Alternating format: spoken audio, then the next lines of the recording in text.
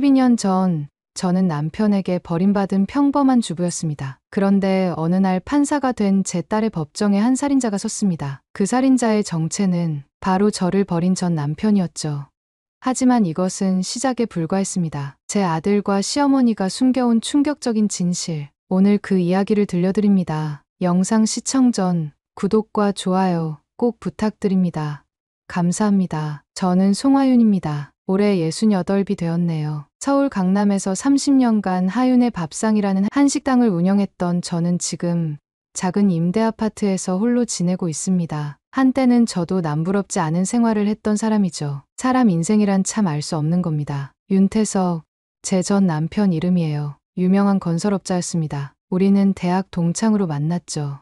저도 그때는 꿈 많은 요리학과 학생이었어요. 태석이 건설회사를 차리고 사업을 확장할 때 저는 작은 한식당을 열어 그의 뒷바라지를 했습니다. 남편이 성공하는 것이 곧 우리 가족의 성공이라 여겼으니까요. 하윤아, 내가 성공하면 너에게 다 갚을게. 평생 행복하게 해줄게. 그의 말을 철석같이 믿었어요. 딸 지아와 아들 민호를 키우며 태석의 사업이 번창하는 걸 지켜봤습니다. 밤늦게 들어오는 남편을 위해 항상 따뜻한 국과 밥을 준비했고, 주말에는 그의 사업 파트너들을 위한 모임에 완벽한 음식을 대접했죠. 누가 봐도 부러운 가정이었습니다. 그런데 12년 전 모든 것이 산산조각 났어요. 하윤아, 할 말이 있어. 퇴근한 태석의 표정이 심상치 않았어요. 테이블에 앉은 태석은 박서진이라는 여자를 사랑하게 됐다고 고백했습니다. 서진은 태석의 회사에 새로 들어온 젊은 비서였죠. 32, 저보다 26살이나 어렸어요. 서진이 내 아이를 가졌어. 미안하지만 이혼하자. 그 순간 세상이 무너지는 소리가 들렸습니다. 30년을 함께한 남편이 한순간에 낯선 사람이 되었어요. 처음엔 용서해보려 했죠. 하지만 태석은 변하지 않았습니다. 다음 주까지 식당에서 나가줬으면 해. 서진이가 우리 가게를 리모델링할 거야. 더 충격적인 건 그 다음이었어요. 이혼 서류를 검토하던 중 태석이 식당 권리금과 제 명의로 된 재산까지 모두 빼돌렸다는 사실을 알게 됐습니다. 법적으로는 제가 가질 수 있는 게 거의 없었어요. 엄마, 우리 어떻게 되는 거야? 24이던 지아와 21였던 민호의 불안한 눈빛이 아직도 선명해요. 지아는 대학원을 갓 졸업한 상태였고 민호는 대학생이었습니다. 저는 아이들의 손을 꼭 잡았어요. 괜찮아. 엄마가 어떻게든 해볼게. 하지만 마음속으론 두려움이 가득했습니다. 30살부터 오로지 요리사로만 살아온 제가 어떻게 아이들을 키우고 살아갈 수 있을까? 강남의 식당에서 쫓겨난 우리 세 식구는 서울 외곽의 작은 원룸으로 이사했어요. 태석은 약속했던 위자료도 제대로 주지 않았습니다. 그는 박서진과 함께 호화로운 새 생활을 시작했고 우리는 하루아침에 빈털터리가 되었어요. 더 아픈 건 민호의 변심이었습니다. 아들은 점점 아버지 편에 서기 시작했어요. 엄마, 나 아빠 회사에 취직할래. 거기가 전망이 더 좋잖아. 민호의 말에 가슴이 찢어지는 것 같았어요. 그렇게 아들마저 저를 떠났습니다. 오직 지아만이 제 곁을 지켰죠. 엄마, 내가 미국 유학 가서 법률을 공부할게. 나중에 꼭 아빠 같은 사람들이 만든 불공정한 세상을 바로잡을 거야. 지아의 결심에 눈물이 났습니다. 하지만 지아의 유학을 위해 마지막 남은 금반지까지 팔아 그 아이를 떠나보냈어요. 그것이 제 인생의 가장 어두운 순간이었습니다. 첫 해는 정말 지옥 같았어요. 30살 이후 한 번도 남의 밑에서 일해본 적 없는 제가 할 수 있는 일이라곤 분식집 아르바이트, 식당 서빙, 건물 청소뿐이었습니다. 손에는 굳은 살이 박히고 허리는 끊어질 듯 아팠어요. 하지만 지아 생각에 버텼습니다. 송씨, 어서 이것 좀 치워요. 손님들 기다리잖아. 식당 주인의 고함 소리에 허리를 더 굽혔어요. 누군가의 밑에서 일한다는 건 생각보다 훨씬 힘든 일이었습니다. 특히 한때 유명한 식당의 오너였던 제게는요. 하지만 자존심 세우고 있을 형편이 아니었죠. 2년 정도 돈을 모아 작은 분식집을 열었습니다. 낮에는 분식집을 운영하고 밤에는 강남의 한 요양원에서 노인 돌봄 일을 시작했어요. 잠은 하루 4시간도 못 잤지만 그래도 독립적으로 살 수 있다는 것이 위안이었습니다. 어느 날 요양원에서 놀라운 사실을 알게 됐어요. 새로 입소한 노인 중에 저희 전 시어머니 윤명자 씨가 있었던 겁니다. 한때 저를 며느리라고 부르면서도 끊임없이 학대하고 무시했던 그 사람이 이제는 치매에 걸려 요양원에 들어온 거예요. 아들, 내 아들 어딨어? 태석이 어딨냐고 명자 씨의 외침을 들으며 처음엔 복수심이 일었습니다. 이제 와서 아들을 찾는다고요? 그 아들이 어떻게 어머니를 버렸는지 아십니까? 하지만 그 분노는 오래가지 않았어요. 명자 씨의 초라한 모습을 보니 오히려 연민이 생겼습니다. 요양원 기록을 보니 명자 씨는 태석이 아닌 민호가 입소시켰더군요. 그것도 최대한 저렴한 서비스로요. 아버지에게 충성을 다하던 아들이지만 할머니에게는 그렇지 않았나 봅니다. 송 씨, 11번방 할머니 특별히 잘 봐주세요. 가족들이 거의 찾아오지 않아서요. 원장님의 부탁에 저는 명자 씨를 특별히 돌보기 시작했어요. 그녀는 저를 알아보지 못했습니다. 가끔은 자신의 며느리로 착각하기도 했고요. 하윤아, 오늘도 국이 싱겁구나. 넌 요리사라면서 이것밖에 못해. 예전 같았으면 상처받았을 말들이 이제는 그저 병든 노인의 헛소리로 들렸어요. 오히려 가끔씩 제 이름을 기억한다는 것이 신기할 정도였습니다. 한편 민호는 점점 태석을 닮아갔어요. 아버지의 회사에서 이사로 승진하고 서진의 소개로 만난 여자와 결혼했다고 합니다. 가끔 뉴스에 나오는 민호의 모습은 완전히 낯선 사람 같았어요. 제가 키운 아들 맞나 싶을 정도로요. 지아는 미국에서 열심히 공부하고 있었습니다. 한 달에 한 번씩 전화를 해줬는데 그 시간이 제게는 가장 행복한 순간이었어요. 엄마, 난 여기서 법학 박사 과정까지 마치고 한국에 돌아갈 거야. 꼭 판사가 될 거라고. 지아의 꿈을 들으며 가슴이 뭉클했습니다. 그 아이는 우리가 겪은 불의를 보며 법조인의 꿈을 키워나갔어요. 어느 날 분식집을 닫고 귀가하던 중 텔레비전 가게 앞에서 놀라운 뉴스를 보게 됐습니다. 오늘 법무부는 해외에서 우수한 성적으로 법학 박사 과정을 마친 송지아 씨를 특별 채용하여 서울중앙지검 검사로 임명했다고 밝혔습니다. 화면 속 지아는 너무나 당당하고 아름다웠어요. 검사 제복을 입은 모습이 꿈만 같았습니다. 그 자리에서 한참을 울었어요. 분식집 주인 아주머니가 어깨를 두드리며 물었죠. 왜 우시는 거예요? 괜찮으세요? 저기 있는 검사가 제 딸이에요. 아주머니는 놀란 눈으로 저를 바라봤습니다. 이렇게 초라한 분식집 아줌마에게 어떻게 그런 훌륭한 딸이 있냐는 표정이었죠. 하지만 저는 자랑스러웠어요. 제 딸이 저를 닮아 끝까지 포기하지 않았다는 것이 정말 자랑스러웠습니다. 그날 밤 요양원에서 명자 씨의 머리를 빗겨드리며 말했어요. 어머니, 지아가 검사가 됐어요. 정말 자랑스럽죠? 명자 씨는 그저 멍한 눈으로 저를 바라볼 뿐이었습니다. 하지만 괜찮았어요. 제 기쁨을 누군가와 나누고 싶었을 뿐이니까요. 12년 만에 지아가 한국으로 돌아왔습니다. 인천공항에서 그 아이를 처음 마주했을 때 숨이 멈출 것 같았어요. 예쁜 여대생이었던 딸이 이제는 당당한 법조인으로 서 있었으니까요.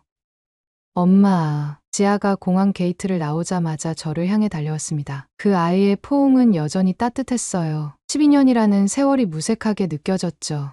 지아야, 정말 보고 싶었어. 목이 메어 더 말을 잇지 못했습니다. 지아도 눈물을 글썽이며 저를 꼭 안아주었어요. 엄마, 내가 이제 엄마 편이 되어줄게. 절대 다시는 혼자 고생하지 않게 해줄 거야. 택시를 타고 제 작은 원룸으로 향했습니다. 지아는 창밖으로 변한 서울 풍경을 물끄러미 바라보았어요. 제 원룸에 도착했을 때 지아의 표정이 어두워졌습니다. 엄마, 이렇게 작은 집에서 살고 있었어. 부끄러워진 저는 수줍게 웃었어요. 괜찮아. 나 혼자 살기에는 충분해. 지아는 방 안을 둘러보더니 제 손을 꼭 잡았습니다. 그 아이의 손이 제 손보다 더 부드러웠어요. 제 손은 이제 요리와 청소로 거칠어져 있었죠. 엄마, 이제부터는 내가 엄마를 책임질게. 곧 검사 월급도 나오고 미국에서 모아둔 돈도 있어. 더 좋은 집으로 옮기자. 딸의 따뜻한 마음에 눈물이 났지만 고개를 저었어요. 난 여기가 편해. 그리고 너는 내 미래를 위해 그 돈을 써야지. 지아와 함께 보낸 며칠은 꿈 같았습니다. 우리는 12년간의 이야기를 나누며 밤을 지새웠어요. 지아는 미국에서의 유학 생활, 힘들었던 순간들, 그리고 한국으로 돌아오기로 결심한 이유를 들려주었습니다. 엄마, 나는 우리 같은 사람들을 위한 정의를 실현하고 싶어. 돈과 권력으로 법을 비웃는 사람들에게 법의 심판을 내리고 싶어. 지아의 눈빛에서 결연함이 느껴졌어요. 그 모습이 대견하면서도 한편으로는 걱정되었습니다. 이 사회는 그런 정의로운 사람들을 쉽게 받아들이지 않으니까요. 일주일 후, 지아는 서울중앙지검 검사로 첫 출근을 했습니다. 저는 분식집에서 평소처럼 일했고, 밤에는 요양원으로 향했어요. 명자 씨의 상태는 점점 나빠지고 있었습니다. 하윤아, 태석이 어디 있어? 내 아들 보고 싶어. 명자 씨의 손을 잡아들이며 위로했어요. 곧 올 거예요. 어머니, 조금만 더 기다리세요. 물론 거짓말이었죠. 태석은 12년 동안 어머니를 한 번도 찾아오지 않았으니까요. 가끔 민호가 형식적으로 들르는 것이 전부였습니다. 그날 밤 지아에게서 전화가 왔어요. 목소리가 떨리고 있었습니다. 엄마, 큰일이에요. 내가 중요한 살인 사건을 배정받았는데 순간 가슴이 철렁 내려앉았어요. 지아의 목소리에 불안감이 가득했거든요. 무슨 일이야? 지아야? 윤태석. 아버지가 살인 용의자로 체포됐어요. 숨이 멎는 것 같았습니다. 태석이 살인을 저질렀다고요?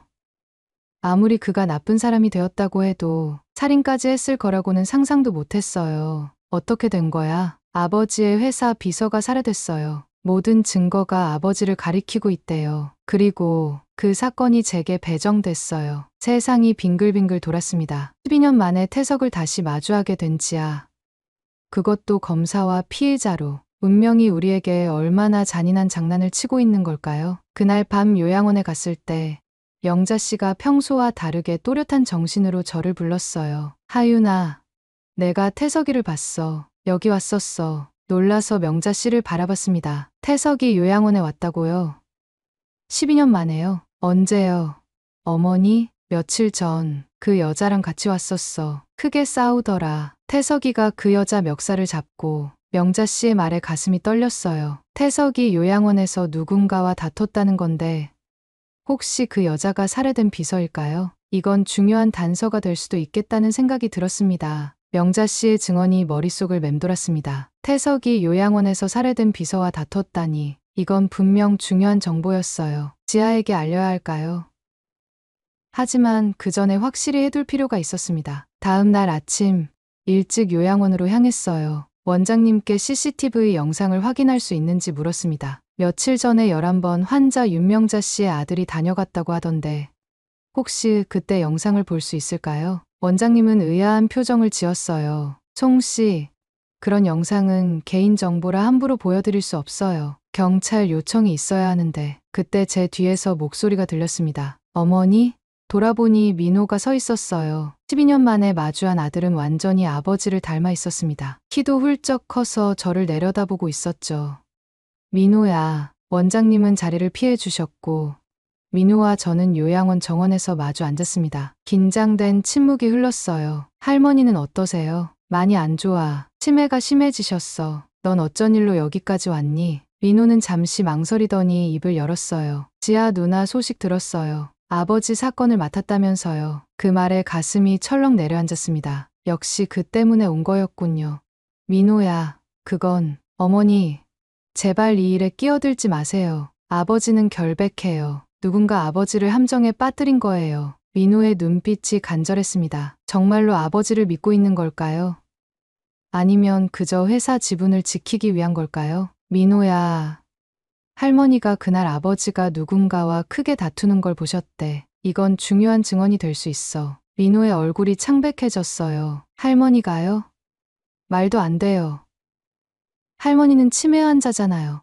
그런 증언이 무슨 의미가 있겠어요? 민호의 반응이 수상했습니다. 무언가 숨기는 느낌이었어요. 민호야, 진실은 언젠가 밝혀져. 만약 아버지가 정말 결백하다면 숨길 게 뭐가 있니? 민호는 자리에서 벌떡 일어났습니다. 제발 이 일에 끼어들지 마세요. 가족 문제를 더 복잡하게 만들지 말고요. 지아 누나한테도 이런 얘기 하지 마세요. 그렇게 말하고 민호는 서둘러 떠났어요. 마지막 순간 그 아이의 눈에 불안감이 가득했습니다. 무언가를 숨기고 있다는 직감이 들었어요. 저녁이 되어 집으로 돌아오는데 현관 앞에 낯선 여자가 서 있었습니다. 가까이 다가가니 박서진이었어요. 12년 전 태석을 빼앗아간 그 여자였죠. 하윤 씨, 잠깐 이야기 좀 할 수 있을까요? 불편한 마음으로 서진을 집 안으로 들였습니다. 원룸이라 마주 앉을 공간도 별로 없었지만 테이블에 앉아 차를 내왔어요. 무슨 일로 찾아왔어요? 서진은 잠시 망설이더니 말했습니다. 사실 태석 씨 일로 왔어요. 그가 살인범이 아니라는 걸 지아에게 전해주셨으면 해요. 그 뻔뻔함에 화가 치밀었어요. 그게 당신이 할 말인가요?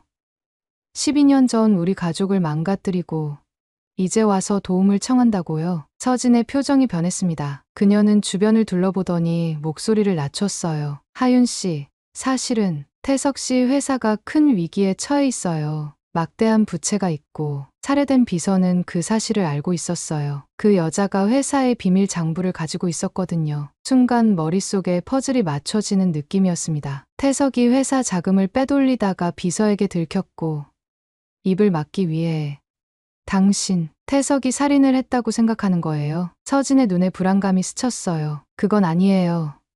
저도 잘 모르겠어요. 하지만 만약 태석 씨가 구속되면 민호가 회사를 물려받게 돼요. 그리고 제가 그제서야 서진의 진짜 의도를 알 것 같았습니다. 그녀는 태석보다 민호에게 기대고 있었어요. 회사의 실질적 소유권을 노리고 있었던 거죠. 서진 씨, 난 딸에게 아무 영향도 끼치지 않을 거예요. 지아는 정의로운 검사야. 스스로 판단하게 내버려 둘 거예요. 서진은 실망한 표정으로 자리에서 일어났습니다. 떠나기 전 그녀가 문득 돌아봤어요. 참, 요양원 CCTV 영상은 이미 민호가 확보했어요. 증거로 쓸 생각이라면 포기하세요. 그 말을 남기고 서진은 떠났습니다. 가슴이 쿵쾅거렸어요. 민호가 CCTV 영상을 가져갔다고요? 무슨 의도로?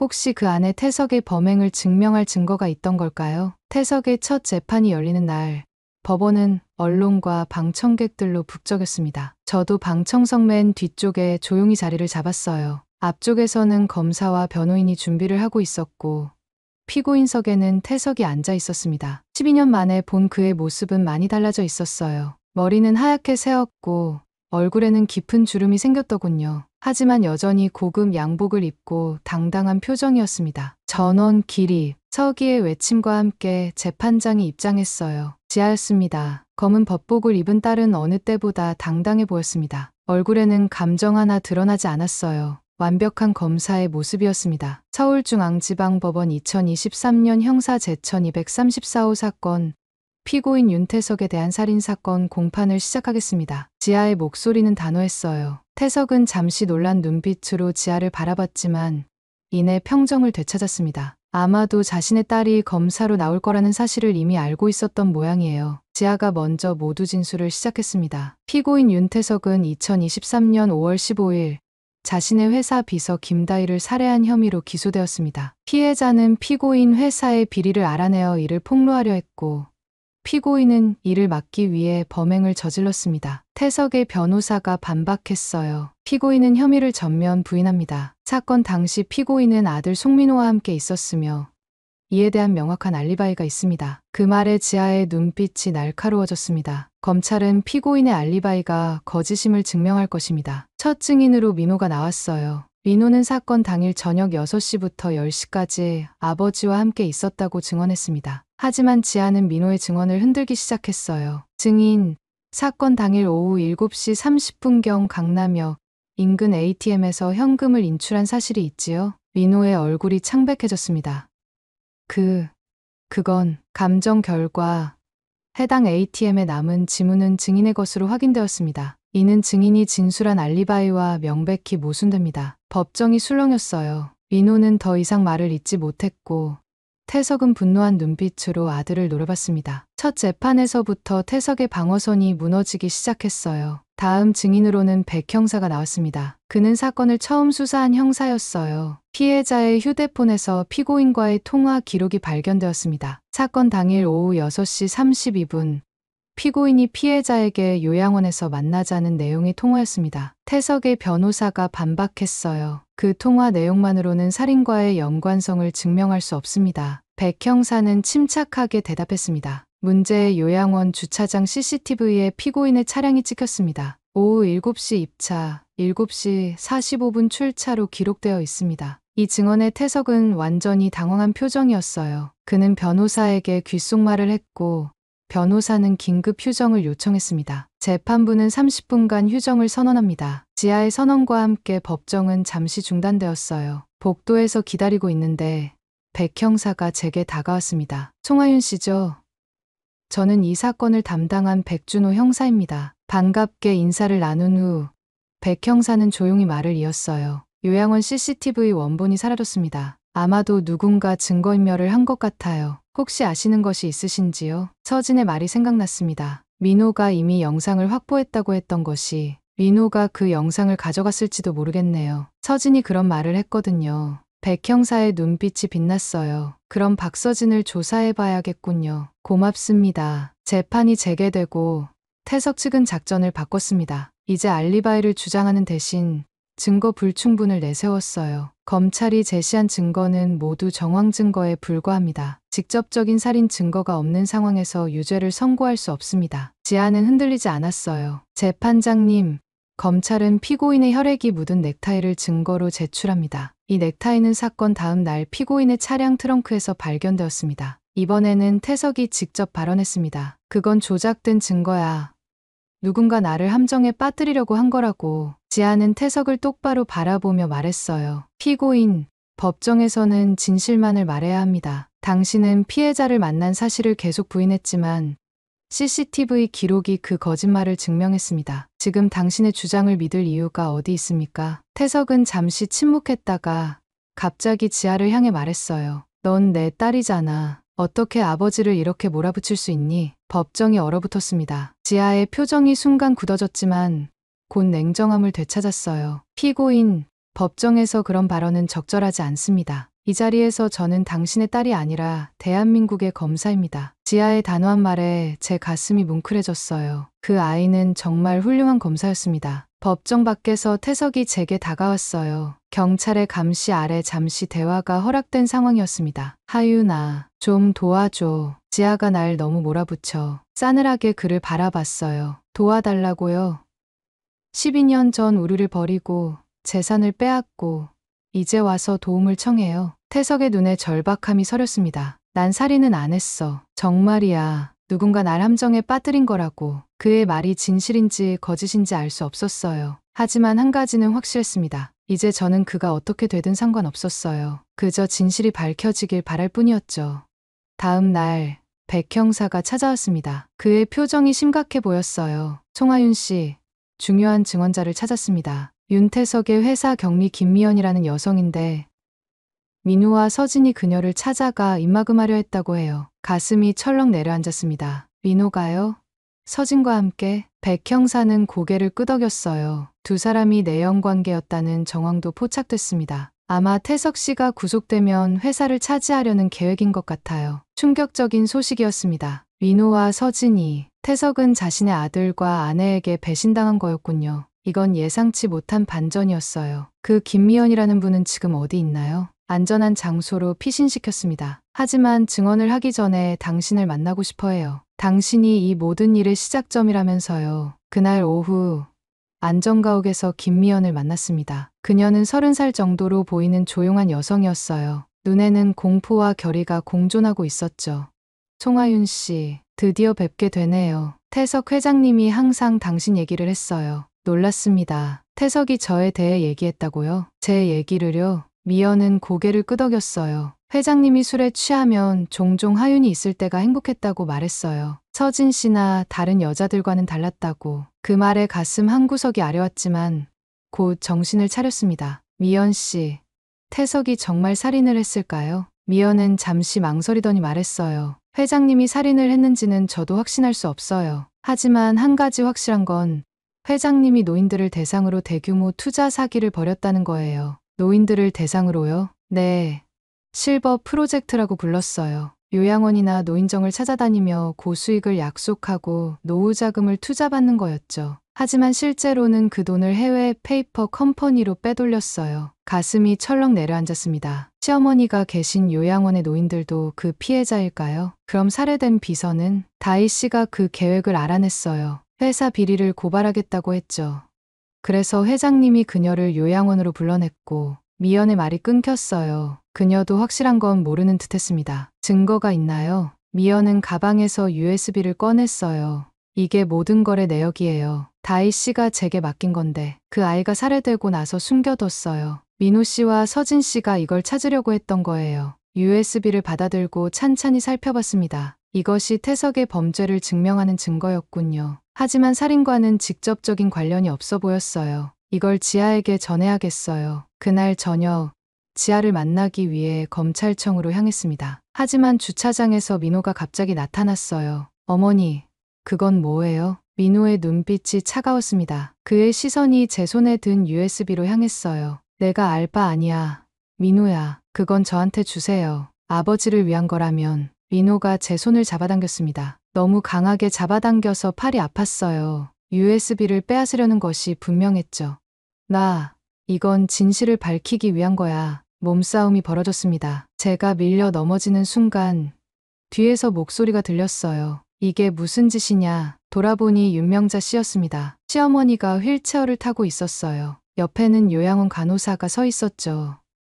할머니, 민호가 놀라 물러섰습니다. 명자 씨의 눈빛이 또렷했어요. 오랜만에 보는 선명한 의식이었습니다. 내 손자가 어미를 괴롭히는 꼴을 보다니. 내가 널 어떻게 키웠니? 명자 씨의 목소리가 떨렸어요. 백 형사가 달려와 상황을 정리했습니다. 민호는 경찰에 연행되었고 USB는 안전하게 보존되었어요. 나중에 알고 보니 명자 씨가 저를 만나러 요양원에서 나온 거였습니다. 간호사의 말로는 갑자기 하윤이를 만나야 한다며 고집을 부리셨다고 해요. 마침 그 타이밍이 제 목숨을 구했네요. USB의 내용은 충격적이었습니다. 태석이 12년간 노인들을 대상으로 한 투자 사기를 벌여왔다는 증거였어요. 특히 치매 노인들을 노린 잔인한 범죄였죠. 하지만 살인에 대한 직접적인 증거는 여전히 부족했습니다. 다음 날 아침 요양원에서 명자 씨를 만났어요. 그녀는 평소보다 맑은 정신으로 저를 맞이했습니다. 하윤아, 내가 너한테 미안해. 옛날에 너무 못되게 굴었지.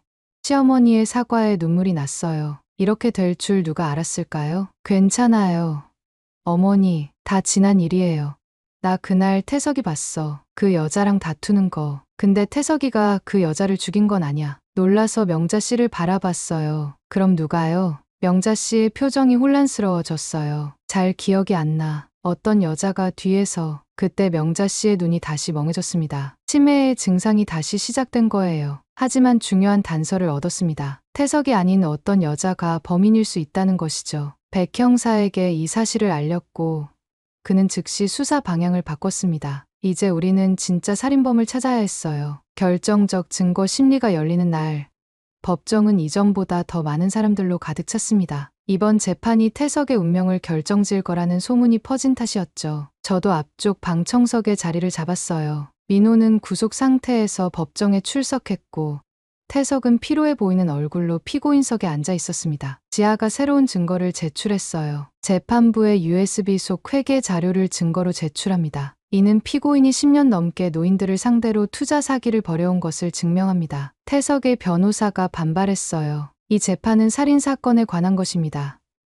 다른 혐의에 대한 증거는 관련이 없습니다. 지아는 냉정하게 대응했습니다. 살해 동기를 명확히 하는 증거입니다. 피해자 김다희는 이 사기 행각을 폭로하려 했고 피고인은 이를 막기 위해 범행을 저질렀습니다. 재판장이 증거 채택을 허가했고 법정에는 충격파가 퍼졌어요. 태석이 얼마나 교묘하게 노인들의 재산을 갈취했는지 모두가 보게 된 거죠. 태석은 마지막 수단을 꺼내들었습니다.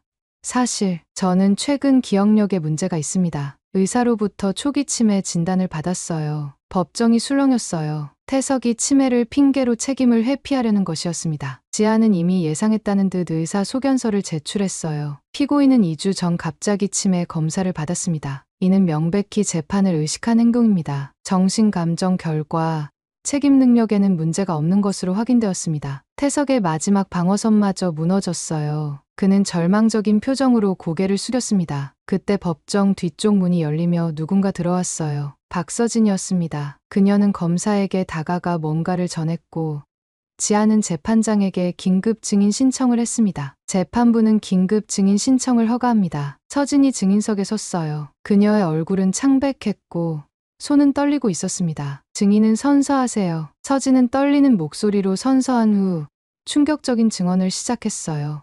사실 태석 씨는 살인범이 아닙니다. 하지만 살인을 지시한 건 맞아요. 법정이 술렁였습니다. 태석은 격분한 표정으로 서진을 노려봤어요. 태석 씨는 제게 다이를 처리해달라고 했어요. 하지만 저는 거절했죠. 그러자 태석 씨는 다른 사람에게 부탁했어요. 민호에게요. 더 큰 충격파가 퍼졌습니다. 민호가 실제 살인범이라고요? 거짓말이야. 민호가 자리에서 벌떡 일어났어요. 아버지, 어떻게 이럴 수 있어요? 아버지가 지시했잖아요. 태석도 분노했습니다. 내가 서진과 짜고 날 함정에 빠뜨린 거잖아. 내가 회사를 차지하려고 부자의 고성이 법정을 채웠어요. 재판장이 정숙을 명령했지만 이미 모든 것이 드러난 후였습니다. 서진은 울면서 증언을 이어갔어요. 사실 민호와 저는 관계가 있었어요. 함께 태석 씨를 제거하고 회사를 차지하려 했죠. 하지만 살인까지는 계획에 없었어요. 그건 민호가 단독으로 결정한 일이었습니다. 민호는 완전히 무너져 내렸어요. 그는 울부짖었습니다. 난 아버지를 위해 그랬어. 다이가 모든 걸 폭로하려고 했어. 우리 가족이 망할 뻔했다고. 그 순간 모든 진실이 명확해졌어요. 태석은 살인을 지시했고 민호가 실행했습니다. 둘 다 범인이었던 거죠. 태석은 갑자기 지아를 향해 외쳤어요. 너는 내 피를 이어받은 내 딸이야. 날 어떻게 이렇게 할 수 있어? 지아는 냉정하게 대답했습니다. 당신은 12년 전 우리 가족을 버렸고 지금은 법 앞에 선 범죄자일 뿐입니다. 그 순간 태석이 무너져 내렸어요. 그는 갑자기 모든 것을 자백하기 시작했습니다. 노인 투자 사기, 살인 지시, 증거 인멸, 그동안의 모든 범죄를 털어놓았어요. 다 돈 때문이었어. 더 많은 돈, 더 큰 성공. 그게 내 인생의 전부였어. 태석의 고백을 들으며 가슴이 아팠습니다. 한때는 사랑했던 사람이 이렇게 파멸하는 모습을 지켜보는 것은 고통스러웠어요. 하지만 동시에 진실이 밝혀진 것에 안도감도 느꼈습니다. 재판은 그렇게 끝났어요. 태석과 민호 둘 다 범인이었고 서진은 공범으로 기소되었습니다. 정의는 마침내 실현되었습니다. 법정을 나오며 지아가 제 손을 꼭 잡았어요. 엄마, 이제 끝났어요. 우리 새로 시작해요. 딸의 손을 잡으며 고개를 끄덕였습니다. 마침내 12년간의 긴 악몽이 끝났어요. 한 달 후 태석은 살인, 교사 및 사기죄로 징역 15년을 선고받았습니다. 민호는 실제 살인범으로 무기징역을 받았고 서진은 공범으로 8년형을 선고받았어요. 법정 앞에서 마지막으로 태석을 봤을 때 그는 완전히 늙어버린 노인처럼 보였습니다. 그의 눈에는 후회와 절망만이 가득했어요. 놀랍게도 검찰 수사 과정에서 태석이 12년 전 저에게 숨겼던 재산도 모두 드러났습니다. 그는 제 이름으로 된 식당의 권리금과 예금을 모두 불법적으로 빼돌렸던 거죠. 법원은 그 재산의 원상복구를 명령했고 덕분에 저는 오랜 꿈이었던 하윤의 밥상을 다시 열 수 있게 되었어요. 새로운 식당은 강남의 번화가에 위치했습니다. 개업 첫날 예상보다 훨씬 많은 손님들이 찾아왔어요. 아마도 언론에서 제 사연이 알려진 덕분인 것 같았습니다. 어머니, 이제 더 이상 일하지 않으셔도 돼요. 제가 다 책임질게요. 지아의 말에 고개를 저었습니다. 아니, 난 이렇게 요리하며 살아가는 게 행복해. 사람들에게 맛있는 음식을 대접하는 것.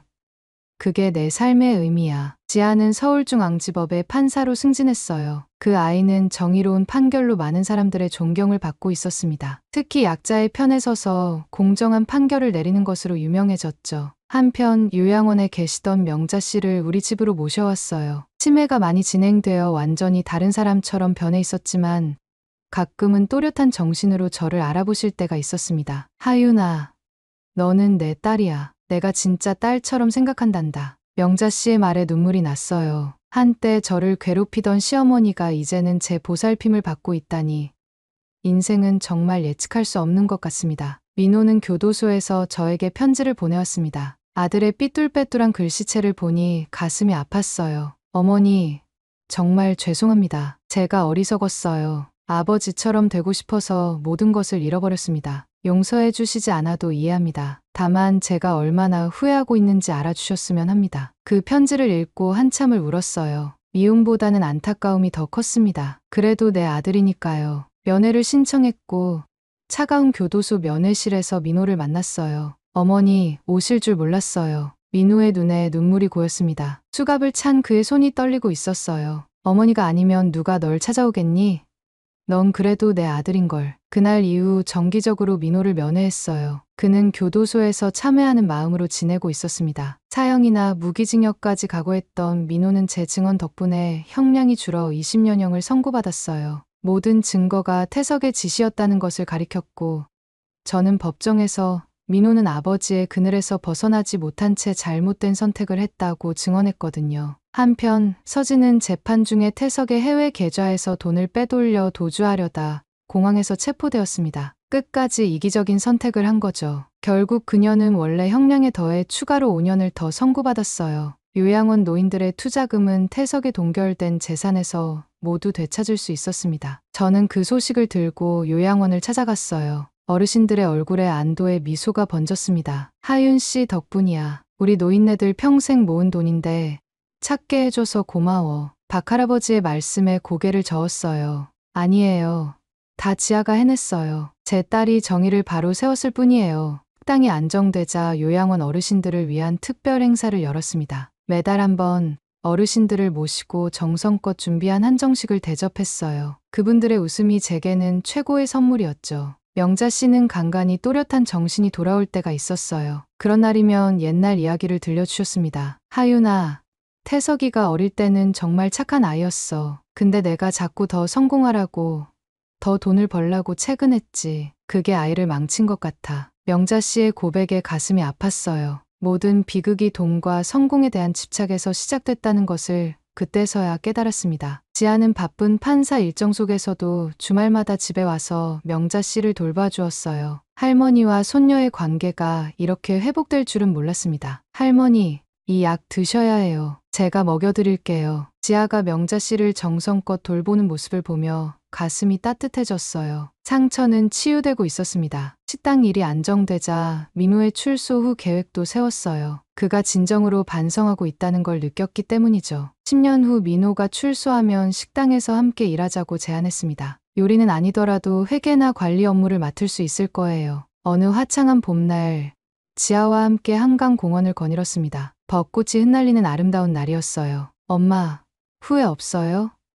아버지에 대해서 지아의 질문에 잠시 생각했어요. 태석과의 30년 결혼 생활, 그리고 그 후에 12년, 긴 시간이었습니다. 후회는 없어. 그 시간들이 있었기에 지금의 내가 있고 너와 민호도 있으니까. 다만 안타까울 뿐이야. 태석이가 욕심에 눈이 멀지 않았더라면 우리 모두 행복할 수 있었을 텐데. 지아가 제 손을 꼭 잡았어요. 엄마, 이제 우리는 행복해요. 비록 어두운 시간을 지나왔지만 지금은 진짜 행복을 찾았잖아요. 딸의 말에 고개를 끄덕였습니다. 맞아요.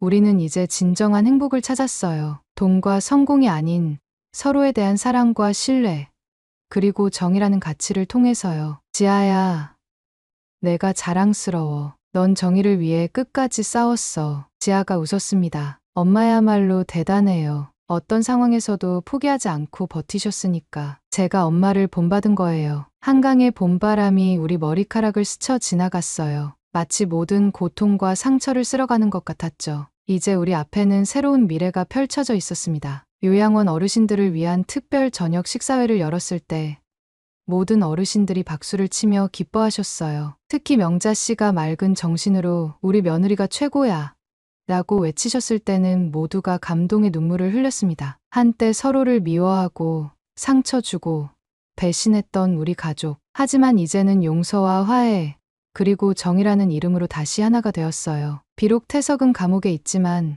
그의 선택이 그를 그곳으로 이끈 것이니 누구를 탓할 수도 없겠죠. 어느 날 지아가 기쁜 소식을 들고 왔어요. 대법원 판사 후보로 추천받았다는 소식이었습니다. 겨우 40대 초반의 나이에 이룬 대단한 성취였죠. 엄마, 이건 다 엄마 덕분이에요. 엄마가 보여준 용기와 인내가 제게 큰 힘이 됐어요. 지아를 꼭 안아주었어요. 아니야, 내 노력의 결실이야. 내가 정말 자랑스러워. 식당에서 특별 축하 파티를 열었습니다. 요양원 어르신들도 모두 초대했어요. 명자 씨는 휠체어에 앉아 손녀의 성공을 자랑스럽게 지켜보셨습니다. 비록 치매로 인해 모든 상황을 완전히 이해하지는 못하셨지만 그날만큼은 기쁨이 전해진 듯했어요. 우리 손녀가 판사래. 대단하지. 명자 씨가 다른 어르신들에게 자랑하는 모습이 너무 귀여웠습니다. 한때 저를 무시하고 괴롭혔던 그 시어머니가 이제는 제 딸을 자랑스러워하는 할머니가 되었으니 세상 일은 정말 예측할 수 없는 것 같아요. 강남의 밤하늘 아래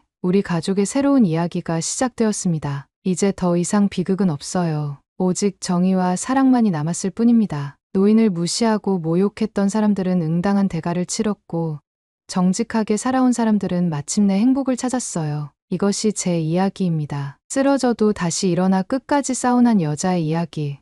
그리고 정의가 승리한 이야기죠. 영상이 좋으셨다면 구독과 좋아요 눌러주시고 다음 영상에서 다시 뵐게요. 감사합니다.